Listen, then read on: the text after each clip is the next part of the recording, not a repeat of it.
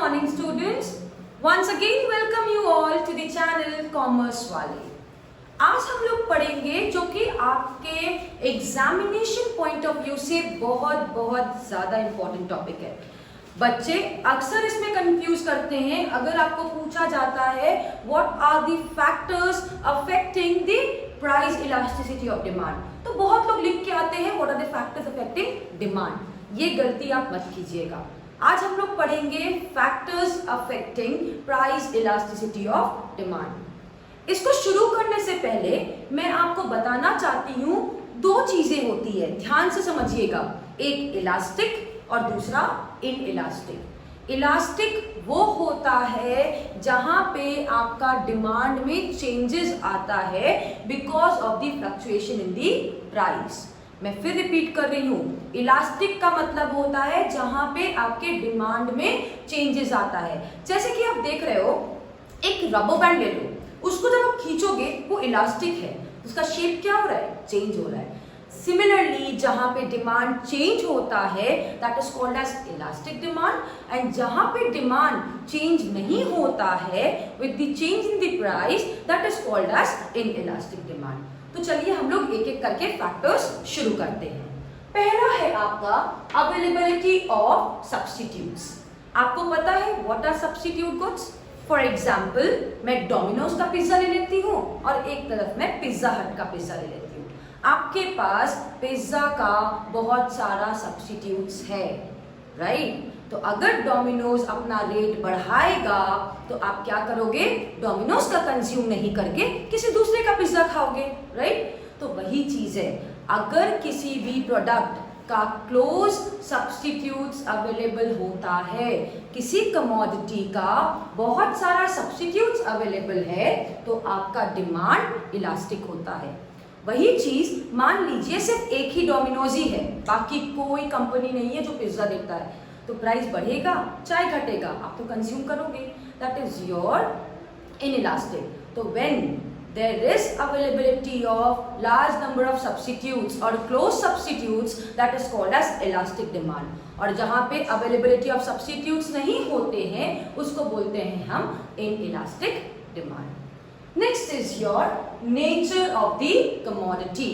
तो यहां हम बात करेंगे दो तरह के प्रोडक्ट का। एक है आपका लग्जरियस प्रोडक्ट और दूसरा है आपका नेसेसिटी प्रोडक्ट, या आप बोल सकते हो प्रोडक्ट फॉर कंफर्ट। तो नेसेसिटी प्रोडक्ट आपको नमक खाना ही खाना है, प्राइस बढ़े चाहे प्राइस घटे आप उसको कंज्यूम करोगे। तो अगर आपका नेसेसिटी प्रोडक्ट है उसका डिमांड इनइलास्टिक होता है, मींस उसका डिमांड चेंज नहीं होता है। वही चीज अगर कोई चीज लग्जरियस प्रोडक्ट है, एसी फॉर एग्जाम्पल, कंफर्ट के लिए हमको एसी चाहिए, लग्जरी के लिए एसी चाहिए, प्राइस बढ़ा हम नहीं खरीदेंगे, राइट? क्योंकि मेरे को हमको लग्जरियस प्रोडक्ट है, वो हमारा कंफर्ट प्रोडक्ट है। अगर प्राइस बढ़ेगा I will not purchase it right now, मैं बाद में खरीदूंगी, राइट? तो अगर आपका नेसेसिटी प्रोडक्ट है तो आपका डिमांड इनइलास्टिक होगा। अगर लग्जरियस प्रोडक्ट है या प्रोडक्ट फॉर कंफर्ट है तो आपका डिमांड इलास्टिक होगा। Next is proportion of income spend. अगर आप अपने इनकम का किसी भी कमोडिटी पे कम पार्ट स्पेंड कर रहे हैं, उसका दाम बढ़े चाहे घटे आप खरीद लोगे, आपके लिए उतना मैटर नहीं करता। For example toothpaste, soap, detergents, दाम बढ़ेगा तब भी आप खरीद लोगे क्योंकि उसमें आपका ज्यादा पैसे खर्च नहीं हो रहे हैं। तो जहां पे आपका इनकम का स्मॉल पार्ट स्पेंड हो रहा है उसका डिमांड आपका इनइलास्टिक होगा, डिमांड चेंज नहीं होगा। बट वही चीज जहां पे आप अपना इनकम का ज्यादा पार्ट स्पेंड कर रहे हो, लाइक फॉर एग्जाम्पल कार खरीदने में या फर्नीचर खरीदने में, तो उसका प्राइस बढ़ेगा तो आप नहीं खरीदोगे because you are spending your larger part of your income in that particular commodity, तो उसका डिमांड इलास्टिक होगा। Small part of income inelastic, large part of income inelastic. Next is your number of uses.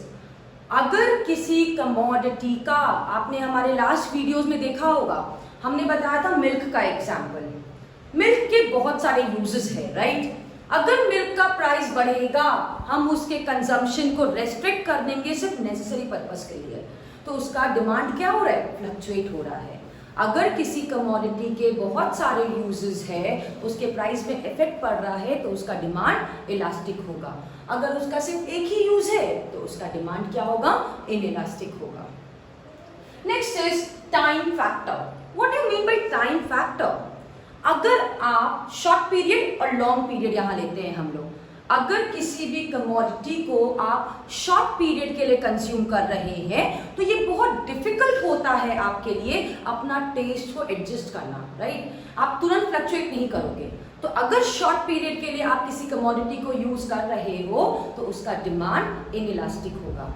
वही चीज अगर किसी commodity को आप long period के लिए कंज्यूम कर रहे हो तो लॉन्ग पीरियड में आपका taste and preferences easily change हो सकता है, तो आपका डिमांड क्या होगा, इलास्टिक होगा लॉन्ग पीरियड में, और शॉर्ट पीरियड में इनइलास्टिक होगा। Next is your possibility of postponement. ऐसे कमोडिटी जो आपको आज जरूरी नहीं है, आप उसको पोस्टपोन कर सकते हैं, ठीक है? अभी मुझे कपड़ा खरीदना जरूरी नहीं है, कपड़ा का दाम बहुत बढ़ गया है, हमको नहीं खरीदना है आज, हम बाद में खरीद लेंगे जब दाम कम होगा उसका। तो वो क्या है, जिस कमोडिटी के कंजम्पशन को आप पोस्टपोन कर सकते हैं उसका डिमांड इलास्टिक होगा। और जो नेसेसरी है, नहीं दवाई चाहिए तो मेरे को अभी ही चाहिए, हम उसके कंजम्पशन को पोस्टपोन नहीं कर सकते हैं, तो उसका डिमांड क्या होगा, इनइलास्टिक होगा, right? Next is price range. Price range में अगर बहुत हाई प्राइसेस है या बहुत लो प्राइसेस है, उसका डिमांड आपका इनइलास्टिक होता है, क्योंकि हाई प्राइसेस वाले प्रोडक्ट बेसिकली डिमांड कहाँ से आते हैं, रिच पीपल के पास से। उनको कोई फर्क नहीं पड़ता, दाम बढ़े चाहे घटे वो खरीद लेंगे। That is why high prices का आपका डिमांड इनइलास्टिक होता है।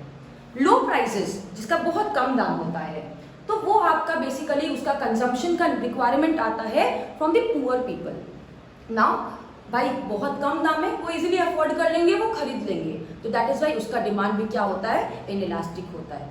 बट अगर आपका मॉडरेट प्राइसेस है या आप बोल सकते हो मिडिल प्राइसेस है, तो वो आपका इलास्टिक होता है, because large number of people are dependent on that particular commodity.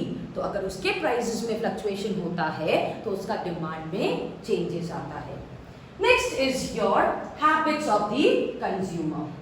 Habits मतलब आप बोल सकते हो एडिक्शन एक तरह का, जो अल्कोहलिक है, राइट? या जिसको स्मोकिंग करना है, तो they are use to that is their habit. अगर उनको नहीं मिलेगा दे कैन नॉट सस्टेन। तो अगर किसी कमोडिटी का लोगों को आदत है, उसका डिमांड इनइलास्टिक होगा, दाम बढ़ेगा चाहे घटेगा बट मेरे को चाहिए, ठीक? वही चीज अगर ऐसे कमोडिटी जिसके लोगों को आदत नहीं है, मिल गया तो ठीक, नहीं मिला तो ठीक, तो उसका डिमांड इलास्टिक होता है। Next is income of the consumer. What do you mean by income of the consumer?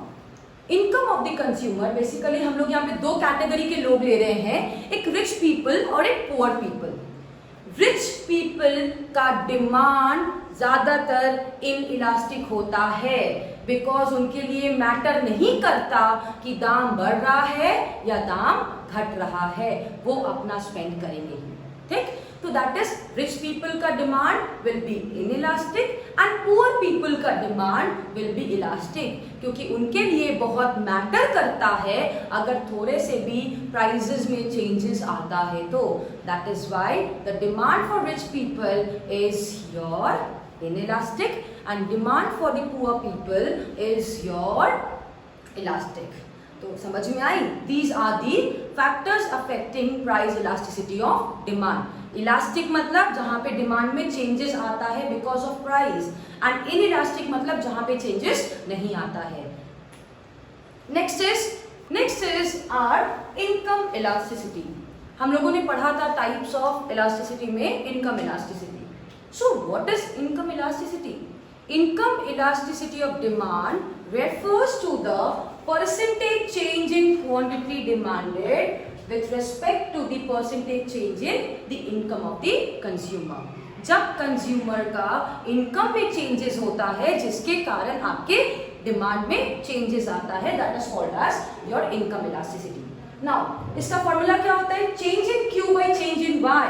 Price elasticity में हम लोग क्या लिखते थे, change in Q by change in P, यहाँ क्या लिखेंगे, change in Y into Y by Q. P की जगह क्या हो गया है, वाई हो गया है। Now types of income elasticity.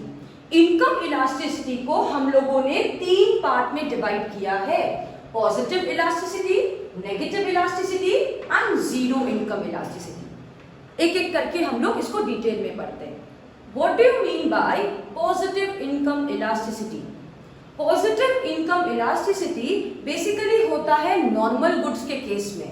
हम लोगों ने, आपने मेरा अगर पहले वीडियो देखा होगा तो आप लोगों ने देखा होगा, मैंने एग्जाम्पल दिया था एक नॉर्मल दुकान की शर्ट का और एक स्ट्रीट दुकान की शर्ट का। तो नॉर्मल दुकान की शर्ट आपकी नॉर्मल गुड्स थी।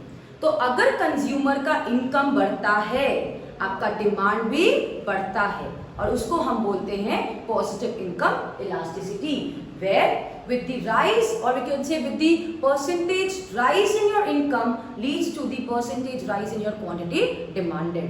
मतलब दोनों में इंक्रीज हो रहा है, और ये होता है किसके केस में, नॉर्मल गुड्स के केस में। Next is your negative income elasticity. Negative income elasticity तब होता है जब आपका इनकम बढ़ रहा है बट आपका डिमांड उस कमोडिटी के लिए घट रहा है। फॉर एग्जाम्पल इंफीरियर गुड्स, या आप बोल सकते हो, मैंने जो स्ट्रीट के दुकान की बात की थी, उसके शर्ट की बात की थी। अगर आपका इनकम बढ़ रहा है तो आप वो पुअर क्वालिटी ऑफ प्रोडक्ट क्यों कंज्यूम करोगे, आप क्या करोगे, नॉर्मल गुड्स कंज्यूम करने लग जाओगे। तो पुअर कमोडिटी का क्या होगा, डिमांड डिक्रीज होगा। इनकम बढ़ा, डिमांड डिक्रीज हुआ। ये किस केस में होता है, इंफीरियर कमोडिटी के केस में। इसको हम बोलते हैं negative income elasticity. Next is your zero income elasticity. आपका इनकम बढ़ रहा है बट आपके डिमांड में कोई चेंजेस नहीं आ रहा है। This happens in the case of inexpensive necessities of life. हम लोगों ने, आपने जब पढ़ा होगा फैक्टर्स अफेक्टिंग डिमांड, 3 तरह के गुड्स बताए थे, नॉर्मल, इंफीरियर और inexpensive necessities of life. Normal goods होता है positive income elasticity, inferior goods होता है negative income elasticity, and necessity products होते हैं आपके जीरो इनकम इलास्टिसिटी, जहां इनकम बढ़ता है बट डिमांड में कोई इफेक्ट नहीं पड़ता है। मैंने बोला था, आप अगर सब्जी में 1 चम्मच डाल रहे हो, आपका इनकम बढ़ गया है, इस खुशी में आप 4 चम्मच नमक नहीं डालोगे, तो there is no change in the demand irrespective of the change in your income. That is called as zero income elasticity. Further, positive income elasticity को 3 पार्ट में सेग्रीगेट किया गया है, elastic, inelastic and unitary elastic. Elastic हम लोग कब बोलते हैं, when percentage change in demand is more than percentage change in income. मतलब आपके डिमांड में ज्यादा चेंजेस हो रहा है, इनकम में कम चेंजेस हो रहा है, then we call it as your elastic demand. And ये बेसिकली होता है लग्जरियस प्रोडक्ट में। हल्का सा इनकम फ्लक्चुएट करेगा, आप तुरंत जाके खरीदोगे। तो अगर आपका percentage change in demand is more than percentage change in price है, that is called as your elastic income elastic. Next is your inelastic. When your percentage change in income is less than your percentage change, when your percentage change in quantity demanded is less than your percentage change in income, then we call it as income inelastic। मतलब आपके income में changes हो रहा है but आपके demand में उससे कम changes हो रहा है, that is called as income inelastic. और वो बेसिकली होता है आपके नेसेसिटी प्रोडक्ट्स के केस में। तीसरा है यूनिटरी इलास्टिक, जब दोनों में बराबर का चेंज हो रहा है, percentage change in income is equal to percentage change in quantity demanded, then we call it as your unitary income elastic. मैं एक बार फिर से रिपीट कर रही हूँ, इनकम इलास्टिक कब बोलते हैं, जब percentage change in demand is more than percentage change in income of the consumer, और ये कब होता है, लग्जरियस प्रोडक्ट के केस में।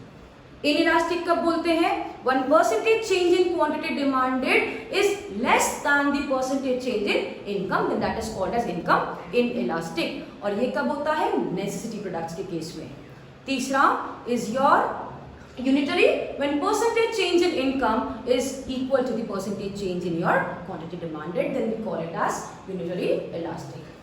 नेक्स्ट आता है हमारा cross elasticity of demand. Cross elasticity of demand is basically related to the complementary goods and substitute goods. हम लोगों ने पढ़ा था related goods, complementary goods and substitute goods. Complementary goods वो होते हैं जो साथ साथ यूज होते हैं. For example, car and petrol, pen and refill, and many more. And substitute goods क्या होते हैं? एक के बदले जो दूसरा इस्तेमाल होता है.